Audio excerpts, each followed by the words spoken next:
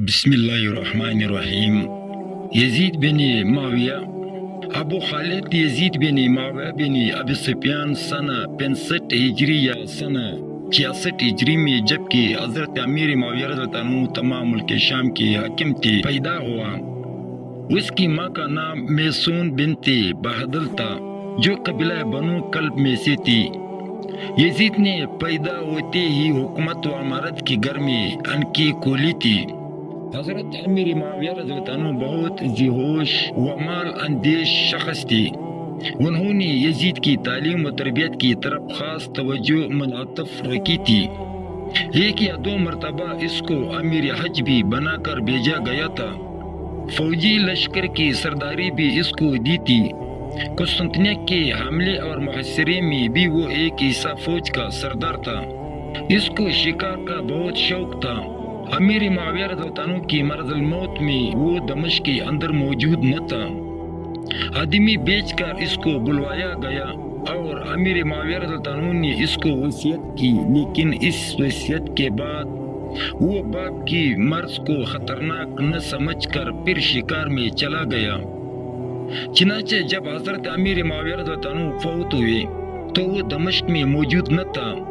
کئی دن بعد واپس آیا اور ان کی قبر پر نماز جنازہ پڑھی۔ شعر و شاعری میں بھی اس کو دستگاہ کامل حاصل تھی۔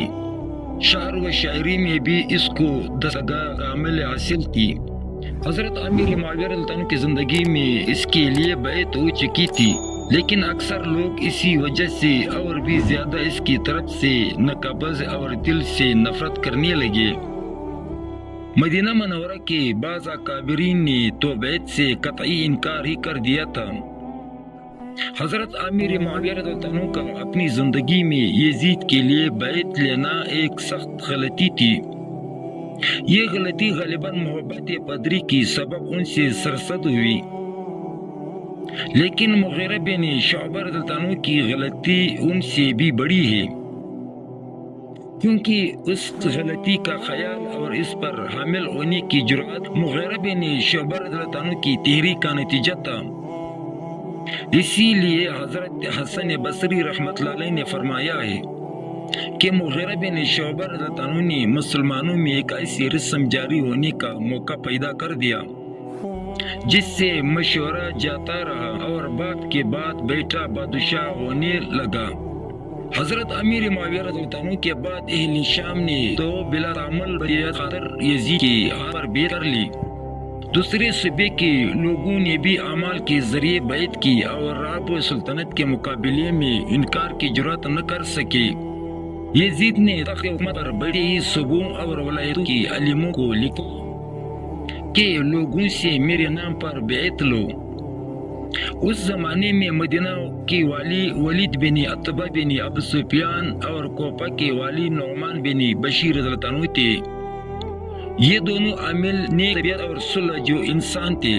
ان دونوں کے مزاج میں سختی در شدید دوسرے عالموں کے مقابلے میں بالکل نہ تھی۔ جب یزید کا حکم مدینہ میں ولید بن عتبہ کے پاس پہنچا، ولید نے اکابر مدینہ کو جمع کر کے یزید کا خط سنایا۔ حسن رضی اللہ عنہ نے امیر معاویہ رضی اللہ عنہ کی وفات کا حال سن کر اظہار افسوس کیا اور ان کے لیے دعائے مغفرت کی اور ولید سے کہا کہ ابھی میری بیعت کے لیے جلدی نہ کیجیے، میں سوچ کر فیصلہ کروں گا۔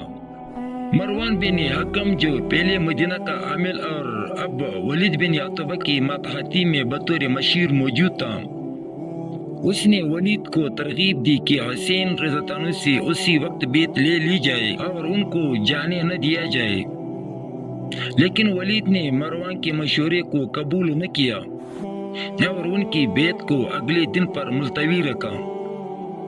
عبداللہ بن زبیر رضی اللہ عنہ ولید کے پاس نہیں آئے تھے، ان کو بلوایا گیا۔ انہوں نے آنے سے انکار کیا اور ایک شب کی مہلت طلب کی۔ ان کو بھی ولید نے مہلت دی تھی۔ رات کو موقع پا کر عبداللہ بن زبیر رضی اللہ عنہ اہل ویال مدینہ سے نکل گئے اور مدینہ کے معروف راستے کو چھوڑ کر کسی غیر معروف راستے سے روانہ ہو گئے۔ اگلے دن ان کی گرفتاری کے لیے مروان اور ولید 30 آدمی کا ایک دستہ لے کر نکلے مگر کوئی سراغ نہ ملا۔ شام کو واپس آ گئے۔ یہ تمام دن چونکہ عبداللہ بن زبیر رضی اللہ عنہ کی تجسس میں گزارا تھا، لہذا حسین رضی اللہ عنہ کی طرف کوئی توجہ نہ ہو سکی۔ اس دوسری شب میں حسین رضی اللہ عنہ بھی موقع پا کر مدینہ سے مع اہل و عیال روانہ ہو گئے۔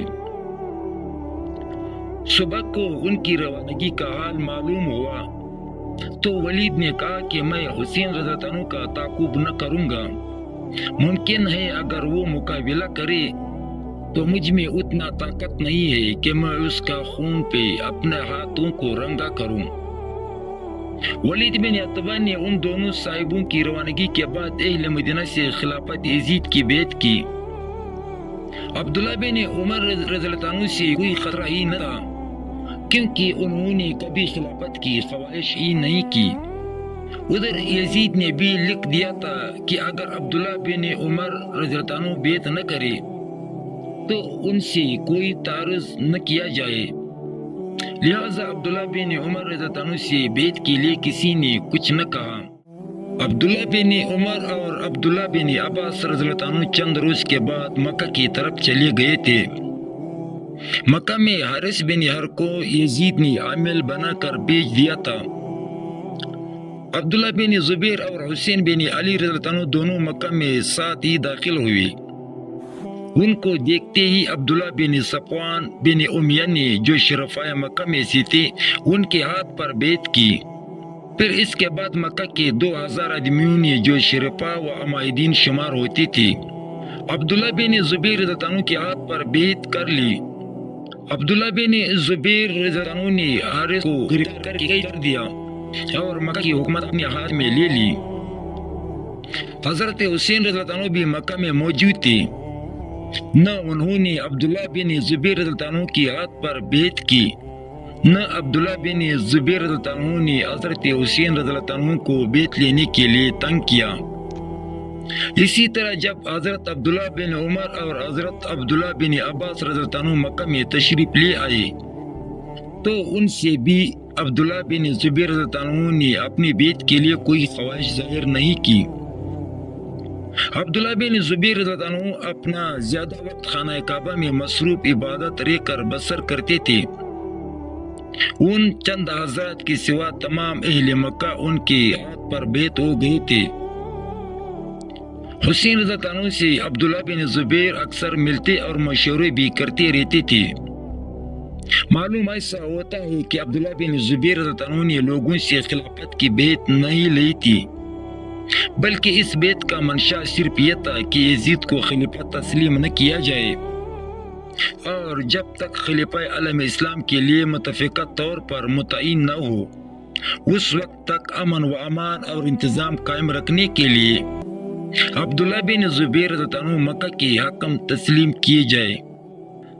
لیکن حسین رضی اللہ عنہ کو یہ بات کچھ گراں گزرتی تھی کہ عبداللہ بن زبیر رضی اللہ عنہ کو حکومت مکہ کیوں حاصل ہے، اس لیے کہ وہ اور ان کے اہل خاندان عبداللہ بن زبیر رضی اللہ عنہ کے پیچھے نماز پڑھتے اور شریک جماعت نہ ہوتے تھے۔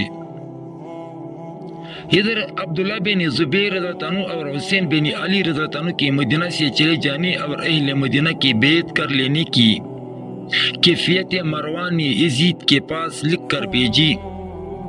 یزید نے فوراً ولید بن عتبہ کو معزول کر کے ان کی جگہ عمرو بن سعید بن عاص کو مدینہ کا حاکم مقرر کر کے بھیجا۔